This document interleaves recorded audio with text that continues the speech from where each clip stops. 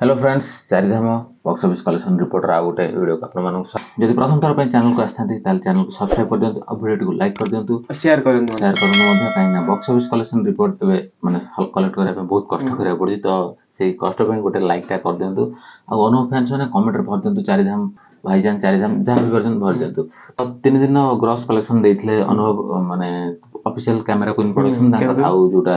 माने official source आसला तो ग्रॉस कलेक्शन आसला तापर आउ ग्रॉस कलेक्शन आसला नहीं ऑफिशियल आसला नहीं तो तापर दिन आम कलेक्ट कर देइथलु 4 5 6 देइथलु हम कलेक्ट करके तो सब तो लिखि रखी आपण को तो फास्ट 3 दिन आसला 2.27 करोड़ तापर 4 ऑफिशियल जोटा ग्रॉस आसला तापर 4 5 6 रे हमें ये करी करथलु कि सेटा 1.9 नु 2.1 ग्रॉस कलेक्शन हेतला तो टोटल मिसी हेतला 4.2 रु 4.3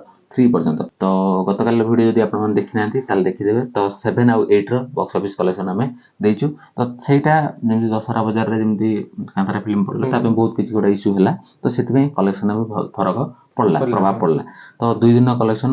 0.93 समथिंग रहिला तो सेटा टोटल हे गेला 5.2 रु 5.3 थिला तो शनिवार दिन बहुत भल कथा कहीं शनिवार दिन टिके शो बढ़ीला आमे तो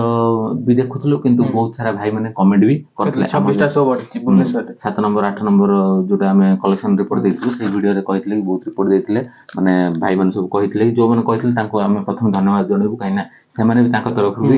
ये करचंती तो बहुत बहुत धन्यवाद आपण माने हमको अपडेट दिथेरु से शो बढ़िया हेतु ऑटोमेटिक शो बढ़ले कलेक्शन टा बढ़िबो तो डे 9 सैटरडे रे आमे जेमति देखि परछु कि ग्रॉस कलेक्शन पाखा पाखी 0.5 रु 0.5553 तो यारी भीतर 50 रु 55 भीतर रहउची कलेक्शन टा सैटरडे शनिवार दिन आ आज रविवार दिन बहुत किछि आशा अछि सो आ जति किछि पढे आ रविवार दिन पूरा छुट्टी रहबो तो बहुत भलो कलेक्शन हबो निहाती कि कलेक्शन हे पर हबो काइना जिंस होची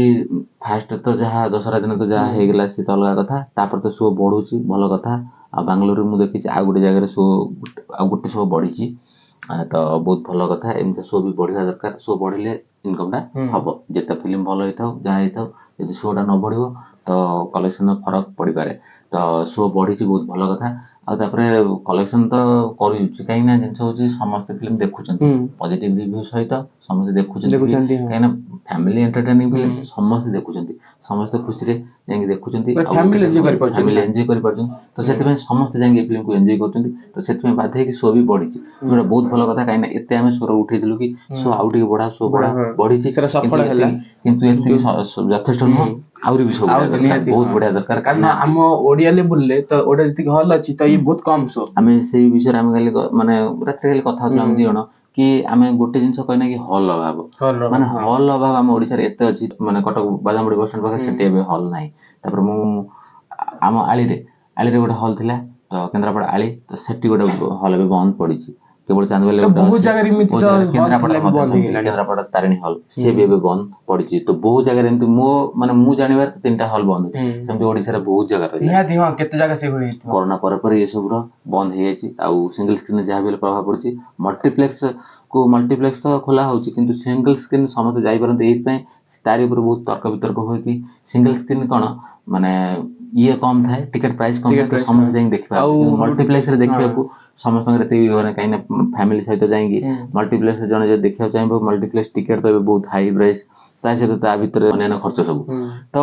ताकू नै कि बहुत माने जने देखियो चाहिले जदी एकुडिया चाहिबो देखि परछु किंतु जने फैमिली नै कि जियो देखियो सक्षम होने तो सिंगल स्क्रीन न चाहिए निहाती होबा दरकार सिंगल स्क्रीन बढ़िया दरकार सिंगल स्क्रीन बढ़ले तो सब फैमिली माने जांगी एन्जॉय करि पारे मु चाहू जे कि सेपरेट हॉल तैयार हो सेही सिंगल स्क्रीन माने 200 300 सीट वाला जो हॉल सेटा निहाती तैयार होबा दरकार तो से तो गोटे अलग टॉपिक भी हेजिवो तो आम कलेक्शन ऊपर आसले कलेक्शन शनिवार दिन भल कलेक्शन हेछि आउ एते तो भल कहि परबनी किंतु जत ता पूर्व दिन अपेक्षा टिके भल कलेक्शन हेछि सो जेतु टिके बढ़ितला भल कलेक्शन टे हेछि 50 रु 55 लाख कलेक्शन हेछि आउ जोटा मिसी की होउची हमर 5.73 रु 5.8 समथिंग होउची 6 कोटी पाखापाखी जाउची तो रविवार दिन आशा अछि कि एटा पाखापाखी 70 रु 75 लाख हेकी 6 कोटी 50 लाख 6.5 कोटी हबो आ जतले प्रोड्यूसर फिगर हम देखिबा सेटा आउ टिके भी अधिक कारण बीबीएस रो संख्या बढ़ीची तो निहाती जगह मध्ये बढ़िया दरकार 70 75 लाख तो निहाती हेई पारे मु तो चाहू छी काई ना हमर जिंस हो जे आज संडे हो जे मेन मार्केट माने फिल्म देखिर मेन दिनडा था नहीं छुट्टी दिन समस्त एन्जॉय करैउ चाहिबे ଆଉ ଯେହେତୁ ଶୋ ସଂଖ୍ୟାଟା ବଢୁଛି ଆଜି ବି ଆଉ ଟିକେ ଯଦି ଶୋ ବଢିଥାଏ ରବିବାର ଦିନ ପୁରା ଛୁଟି ଦିନଟା ଥାଏ ତ ସମସ୍ତେ ଏନ୍ଜୟ ଯାଇ କରିବେ ଆଉ ଯଦି ସେଇ ମାତ୍ରାରେ ହାଉସଫୁଲ ସବୁ ଯାଏ ଆଉ ନାଇଟ୍ ଶୋ ବି ଭଲ ଯାଏ ତ 70-75 ଲକ୍ଷ କି 80 ଲକ୍ଷ ବି ଛୁଇଁପାରେ ଆଉ ଯୋଉଟା ମୁଁ କହୁଛି ଏପର୍ଯ୍ୟନ୍ତ ଅଛି 5.7 ରୁ 5.8 ତ ସେଇଟା ଯଦି ବଢିକି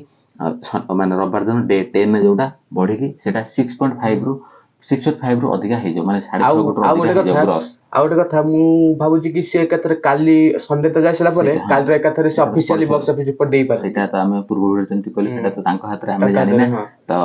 କିନ୍ତୁ 6.5 ଆଶା ରହିଛି ସେଇଟା। ଗୋଟେ ପଡୋଶୀ ଫିଗର ଆସିବ ବୋଲି କିନ୍ତୁ ଆମେ ଅନୁମାନ କରୁଛୁ କି ଆଜି ଭଲ ଇନକମ୍ କରିବ ବୋଲି ଜଣା ଅଛି କାହିଁକିନା ବୁକ୍ ମାଚର ବି ଭଲ ଦେଖଉଛି 6.5 କୋଟିରୁ ଉର୍ଦ୍ଧ୍ୱ ଇନକମ୍ କରିବ ମାନେ ଆଜିର ମିଶେଇକି 6.5 କୋଟିରୁ ଅଧିକା ଇନକମ୍ କରିବ ଡେ 10 ମାନେ ଡେ 1 ଡେ 10 ରେ 6.5 କୋଟିରୁ ଉର୍ଦ୍ଧ୍ୱ ଇନକମ୍ କରିବ ସେଇଟା ଆହୁରି ଅଧିକା ହେଇପାରିଥାନ୍ତା କିନ୍ତୁ